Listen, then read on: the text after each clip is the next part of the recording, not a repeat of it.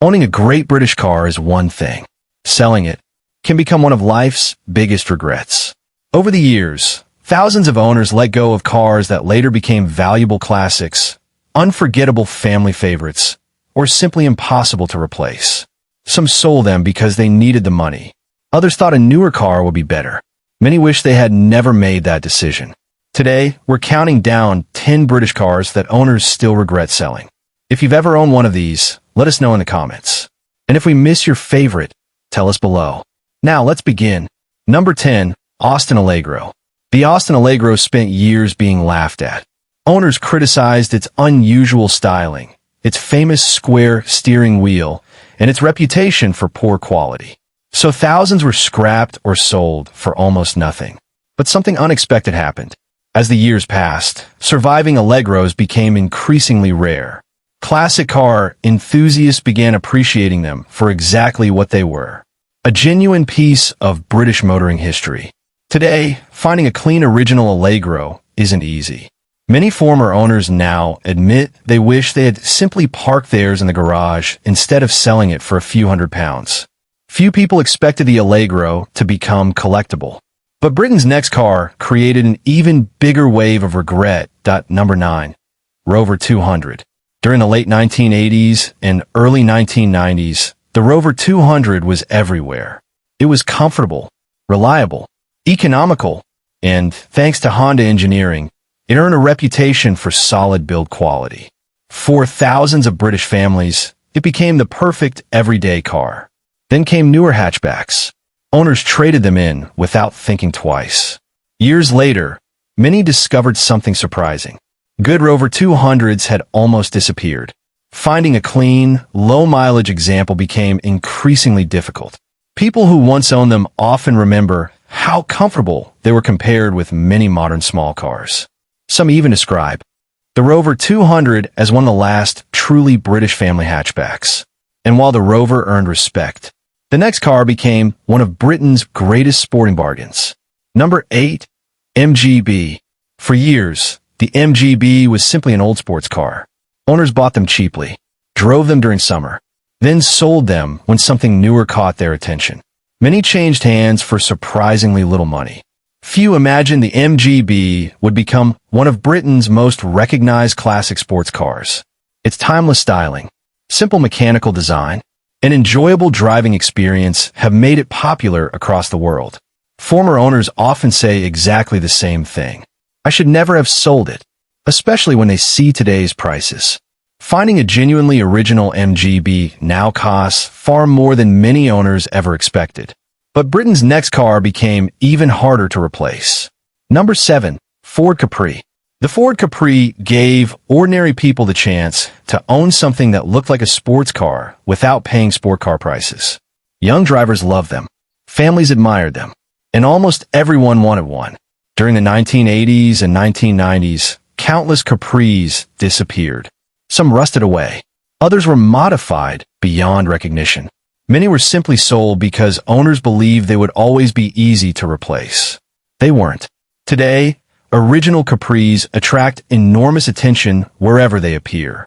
Former owners regularly tell stories about selling one for a few £1,000s, only to discover years later that the very same model is now worth many times more. For many people, selling their Capri became one of their biggest automotive regrets.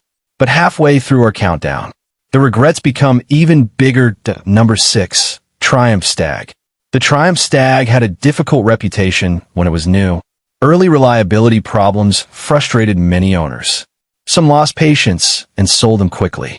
Others believed the Stag would never become a desirable classic. Time proved them wrong. Once properly maintained, the Stag revealed exactly why so many people loved it. Elegant styling, a comfortable grand touring interior, an unmistakable British character. Today, restored Triumph Stags attract admiration wherever they go. Former owners often admit they judged the car too quickly. Many wish they had invested in repairs rather than putting a for sale sign in the window. And if you think those owners regret selling, the cars in our top 5 created even bigger heartbreak. Number 5. Jaguar XJ6. Few British luxury cars earned as much respect as the Jaguar XJ6. For decades, it represented success. Business owners wanted one. Executives drove one.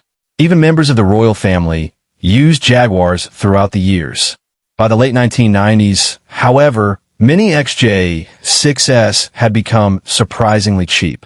Owners sold perfectly good examples because repair bills seemed too expensive or because newer luxury cars looked more attractive. Looking back, many regret that decision. The XJ6 offered something modern cars often struggle to match: timeless elegance. Its smooth, straight-six engine, beautiful leather interior, and graceful styling still turn heads today. Ask many former owners what they miss most. They'll usually answer with one word: everything. But Britain's next car became one of the biggest bargains ever lost. Number 4. Rover P6. When the Rover P6 arrived during the 1960s, it looked unlike anything else on British roads. Its advanced engineering, comfortable ride, and outstanding safety impressed both journalists and buyers. Winning European Car of the Year only strengthened its reputation. Years later, many owners believed the P6 was simply becoming another old saloon.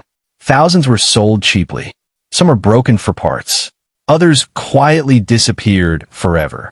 Today, surviving examples receive admiration wherever they appear. Collectors appreciate the engineering. Drivers appreciate the comfort. Former owners appreciate something else.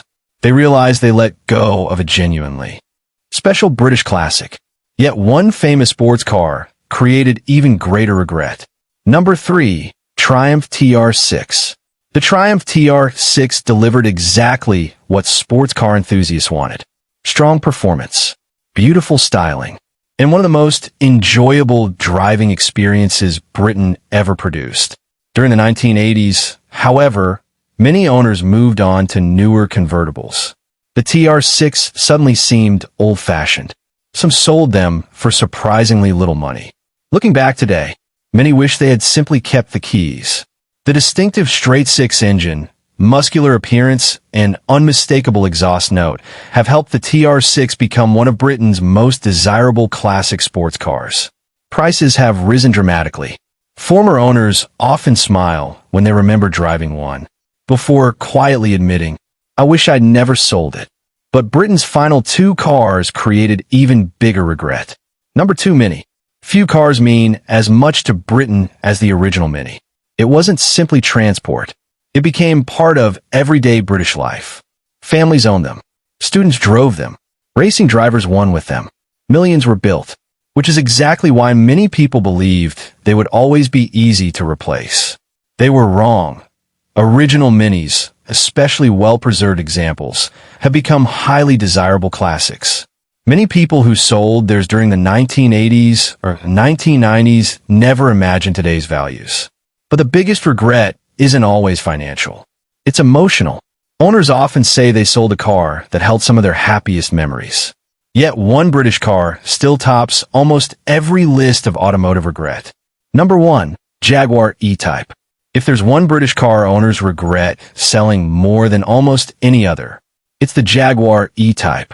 When it debuted in 1961, the world stood still. Its breathtaking styling, its incredible performance, its affordable price compared with exotic rivals. Everything about the E-Type became legendary. Yet during the 1970s and 1980s, many owners treated them as simply used sports cars, ever built, and let go. For many enthusiasts, selling an E-Type remains the biggest automotive mistake they ever made. Some cars come and go. Others leave a lifetime of memories. Every car on this list gave its owners something special, which is exactly why so many wish they had never sold them. Which British car do you regret selling the most? Let us know in the comments. And don't forget to subscribe to UKTorque for more stories celebrating Britain's unforgettable motoring history.